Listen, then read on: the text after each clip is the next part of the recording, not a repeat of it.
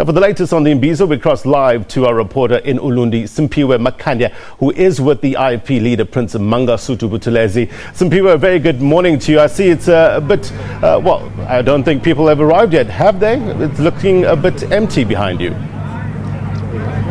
Well, a very good morning to you, Blaine. As you have certainly just said, that all eyes will be here in Ulundi as thousands of people are expected to gather here to discuss this very crucial issue of land in the country. I can just tell you that I've seen quite a number of people making their way into the stadium, but we are obviously expecting more. Proceedings were meant to start at 10, but there have been delays. But let me not waste time. Let me now welcome a person who has been very vocal on this issue of land, Inkosi Buthelezi Shenge. Thank you very much for your time. First and foremost, what exactly are you opposing on these recommendations by the high-level panel? Let me make it clear. I think I'm the originator of Ingonyama Trust Act. It was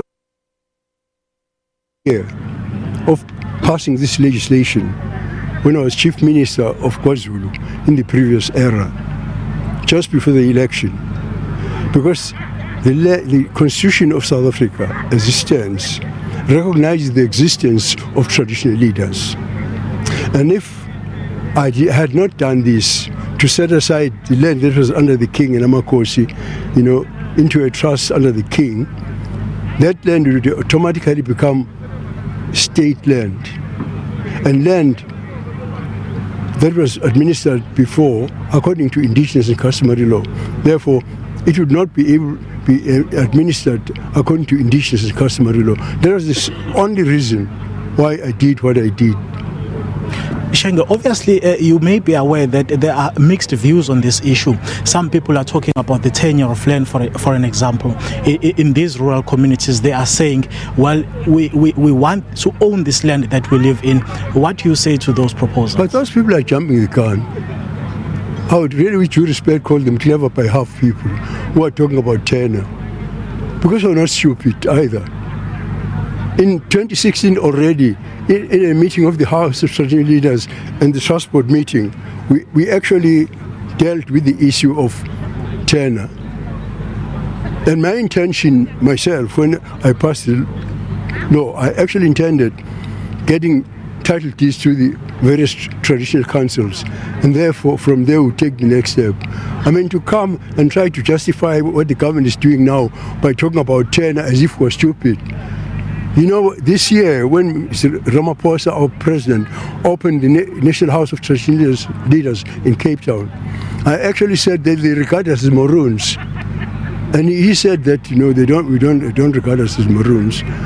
Because, in fact, people who are already saying to us, well, we are more worried about land tenure, as if we are not concerned about that ourselves. From the very word go, when I passed the law, we had already instructed the surveyor in Pietermaritzburg to survey all the traditional land under communal land under traditional leaders, with the intention of giving titles to them and then do the next steps after that. It's jumping the gun to say this is justified because they are concerned about land tenure. It's really silly, if I may say so. So in simple terms, what you are saying, if I understand you correctly, is that you do not trust the government in terms of handling this process. But you do trust the government in handling this process? Why should the government not trust us to be able to handle it? That's how I'm answering your question. Why should they trust it?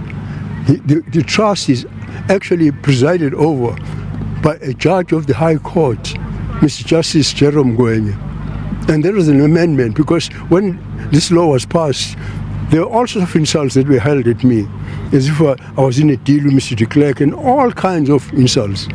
And then in 1997, this law was taken to the National Parliament in Cape Town, where it was amended.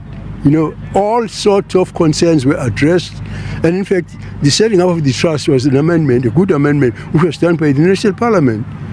And this trust has existed for 24 years, this law.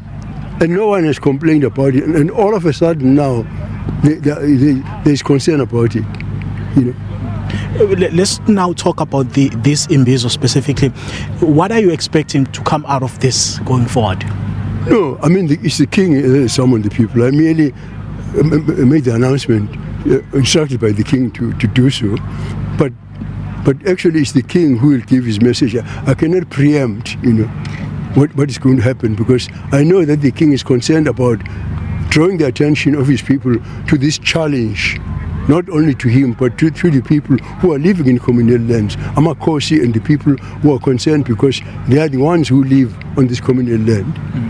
Would you therefore support any move by Ingonyama Trust itself to take this matter to the highest court in the land? We have already made a decision. I have already said there is a precedent for this, because the democratic government of the African National Congress is actually walking in the steps of the apartheid government, who without any consultation excised Ingwavuma and Gangwane and gave it to the Kingdom of Swaziland. And I took them to court. And they lost the case, in the High Court, and they took it to the final court and they lost it. They are doing the same. Already a decision has been made already that we're going that route. Shenga, thank you very much for your time. Thank you. All right. There was the leader of the IFP, Dr. Mangosuthu Buthelezi, talking to us about this very crucial issue that will be deliberated upon this afternoon, as we expect Zulu King Goodwill Zwelithini to make his way here to address his subjects and Amakosi as well as Izinduna on this very crucial issue. It's back to you in Johannesburg, Blaine. Yeah, thank you very much indeed, Simpiwe, coming to you live from Ulundi, Northern KwaZulu-Natal, in conversation there with Prince Mangosuthu